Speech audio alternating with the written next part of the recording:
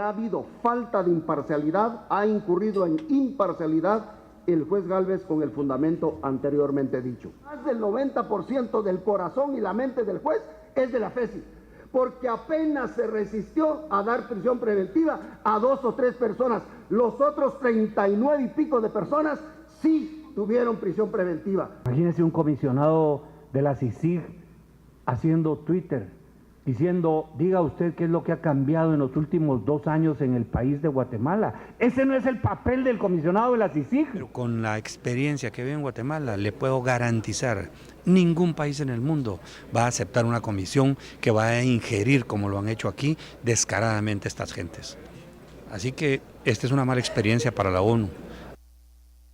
Declaraciones del expresidente Otto Pérez Molina y también de su equipo de abogados defensores, que al momento de argumentar el porqué de la recusación del juez Miguel Ángel Gálvez, de eso adelantábamos antes del corte, el equipo de abogados de Otto Pérez Molina dice que ya no se puede cumplir ese precepto de imparcialidad por parte del juez Gálvez, en parte porque dio unas declaraciones en una entrevista a un medio escrito, a Prensa Libre, en donde dicen los abogados, se faltó a ese criterio.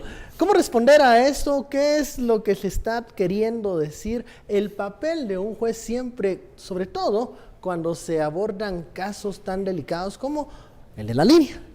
Déjenme leerles rápidamente artículo 123 de la ley del organismo judicial, que establece las causas para que un juez se excuse o proceda en su contra una recusación. ¿Cuál es la diferencia? El juez se excusa cuando dice, mira, yo tengo un conflicto, entonces yo no quiero conocer ese caso. La recusación es cuando una de las partes le identifica el conflicto y se lo pasa. Entonces, dicen, cuando tenga amistad íntima o relaciones con alguna de las partes, eso no ocurre aquí. Cuando el juez o sus descendientes tengan concertado matrimonio con alguna de las partes, tampoco ocurre. Cuando el juez vive en la misma casa que alguna de las partes, tampoco. Cuando el juez haya intervenido en el asunto del que resulta el litigio, tampoco. Cuando el juez o sus parientes hayan sido tutores, mandantes o mandatarios de alguna de las partes, tampoco. Cuando la esposa o los parientes del juez hayan aceptado herencia o donación de las partes, no ocurre. Cuando alguna de las partes sea comensal o dependiente del juez, tampoco. Cuando el juez haya otorgado un contrato escrito del que resulte una relación jurídica que daña al juez o a alguno de los parientes, tampoco. Cuando el juez tenga un juicio pendiente con alguna de las partes.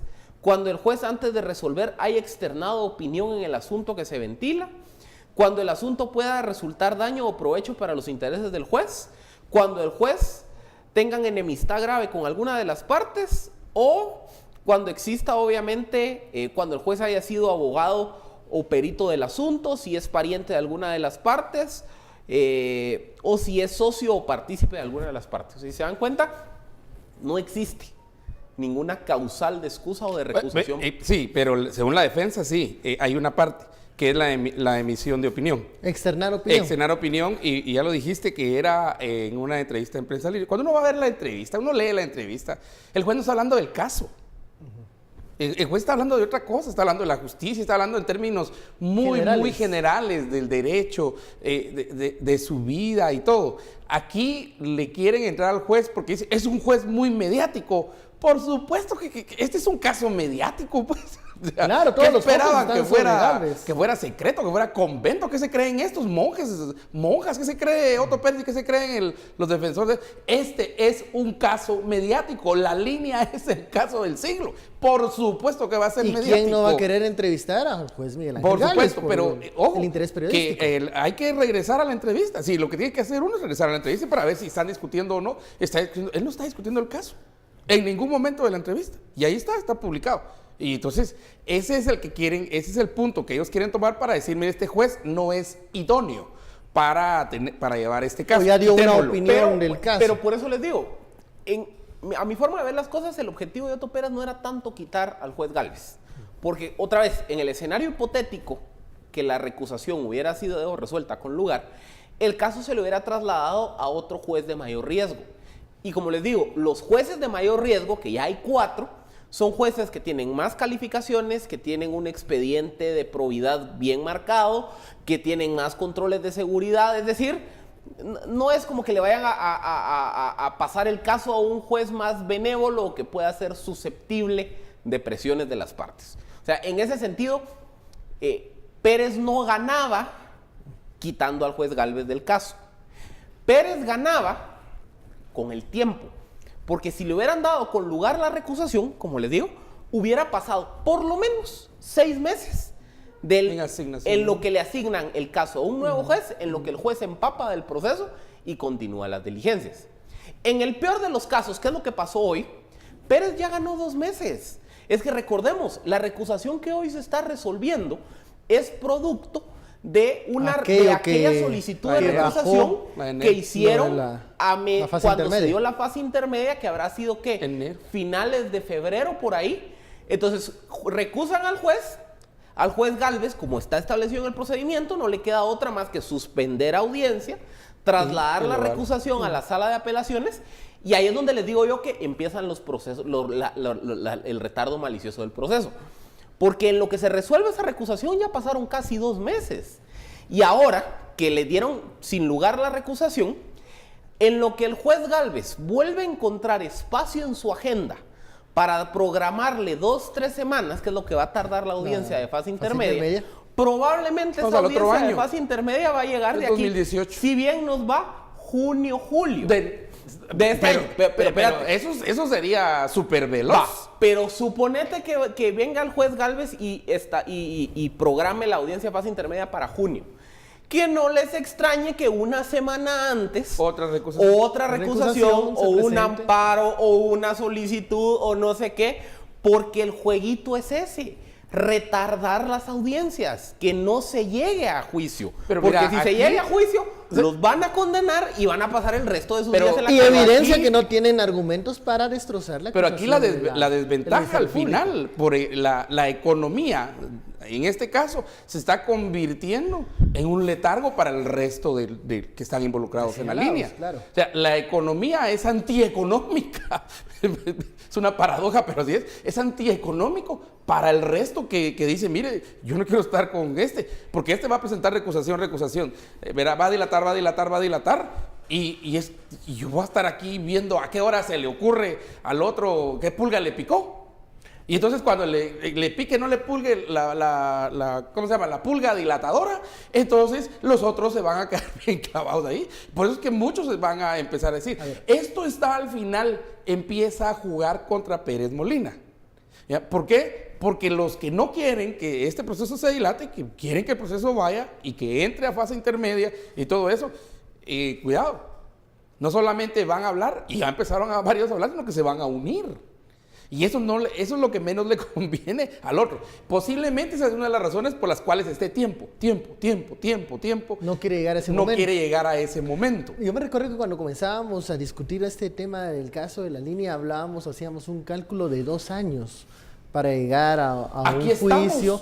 Estamos y no hemos entrado a la fase intermedia. Entonces, 2 años después. Los cálculos, sin ser alarmistas, es que podemos llegar a 5 años y esto se sigue, y la pelota sigue moviéndose de un lado a otro. Por eso te decía, Felipe, que eso es hiperveloz. Estás hablando porque lo más probable es que pongan otra y se vayan así. Ahora, un sistema de justicia que se tarda tanto. Es que ahí esa es la pregunta. Ahí es donde la nave no navega bien. Aquí es donde caemos al problema estructural de fondo. Porque vean, la razón por la que la estrategia de Otto Pérez, mal que bien, le funciona, es porque el diseño del sistema procesal de Guatemala es excesivamente engorroso, 1. 2, los plazos son demasiado largos. 3, hay muchos recursos que sí tienen efectos suspensivos. ¿Qué quiere decir un recurso con efecto suspensivo? Que cuando yo planteo el recurso, hasta que no se resuelve ese recurso, no podemos seguir el proceso. Además se detiene. Y 4, como cualquier materia sujeta de amparo, yo cualquier cosa le puedo presentar un amparo, que voy a frenar el proceso, que se resuelve el amparo y después continúa. Entonces, ¿qué ocurre? Es el mismo diseño del sistema procesal en Guatemala que se presta para este tipo de tácticas. Por eso es que aquí siempre se ha dicho que muchos de los abogados penalistas son procesalistas. O sea, aquí no tenemos el abogado penalista que va a defender la sustancia, a litigar, a cuestionar las pruebas, la hipótesis de la... ¿Será maestro en conocer estos procesos? En conocer el proceso y tratar de meterle zancadilla al proceso. Porque en una de esas le mete zancadilla al proceso, se cae el caso o logra retrotraerlo y ahí sale libre su defensor y cumple su cometido. Pero no se van a pelear el fondo, la sustancia, sino que tratan de ir dilatando los procesos, tratan de ir por salidas de forma, por salidas de procedimiento y no necesariamente por salidas sustantivas. Mira cuántos casos hemos tenido nosotros de procesos que van su camino y aquí viene en estos procesalistas y regresa otra vez a como que si fuera aquel juego. De nuevo, ¿no? Regreso a cuadro 1, a primer cuadro. Es como un Monopoly esto. Y hay que empezarlo otra vez todo. Eso, en la presunta economía que se dice, al final nos sale más caro. Nos sale, pero 3, 4 veces más caro. Sin hablar de la desconfianza que se siembra en el sistema de justicia. Ese diseño hay que repensarlo. Porque en la presunta economía, al final, el proceso hace que no haya economía, sino que haya mal gasto, pudiendo regresar, digamos, va por el paso 7 y regresa otra vez. Back to square one, regreso otra vez al primer cuadro. Eso hemos visto en muchos casos. Y creo que los acusados, muchos en estos casos que son muy mediáticos, ya descubrieron que eso es posible. Y mira, ayer discutíamos precisamente otro de los casos, en peces gordos, el caso de Stalin. Claro, y que van utilizando las mismas estrategias, ¿no? Ya se las conocen. No llego con abogado, no llego con abogado, Pero no tengo que hacer audiencia esos primera cambios? declaración. Esos cambios tendrían que partir del Congreso de la República. Yo no sé si en el Congreso entienden todo este proceso. O ahora que viene Odebrecht, van a fortalecer para poner más puntos y más acciones en el proceso. Porque les puede convenir todo este proceso engorroso para trazar también sus temas que pudieran venir si hay un tsunami de Odebrecht en el Congreso de la República. Vamos a la pausa, regresamos luego, ya sabe, la etiqueta SF, tácticas dilatorias.